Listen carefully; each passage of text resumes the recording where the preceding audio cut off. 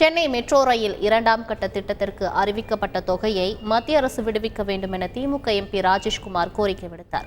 மாநிலங்களவையில் பேசிய திமுக எம்பி ராஜேஷ்குமார், 2021-22 மத்திய பட்ஜெட்டில் சென்னை மெட்ரோ ரயில் இரண்டாம் கட்ட திட்டத்திற்காக 63,246 கோடி ரூபாய் ஒதுக்கீடு செய்யப்படும் என நிர்மலா சீதாராமன் அறிவித்தார்.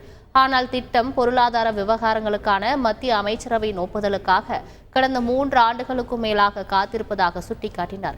இதனால் திட்டத்திற்கான ஒட்டுமொத்த செலவையும் மாநில அரசை ஏற்க வேண்டிய சூழல் ஏற்பட்டுள்ளதாக கூறினார். சென்னையில் மக்கள் தொகை தோராயமாக 1.2 கோடியாக உள்ளது என குறிப்பிட்டவர், சென்னையை போல் மக்கள் தொகை அடர்த்தி கொண்ட டெல்லி, பெங்களூருவில் இருக்கும் மெட்ரோ இணைப்பு சென்னையில் இல்லை எனவும் சுட்டிக்காட்டினார். சென்னை மெட்ரோ ரயில் இரண்டாம் கட்ட திட்டத்திற்கான நிதியை விடுவிக்க கோரியவர், மத்திய அரசு அனைத்து மாநிலங்களையும் ஒரு தாய் பறவை போல் சமமாக நடத்த வேண்டும் என கேட்டுக்கொண்டார். செய்திகளை உடனுக்குடன் தெரிந்து கொள்ள உடனே சப்ஸ்கிரைப் பண்ணுங்க.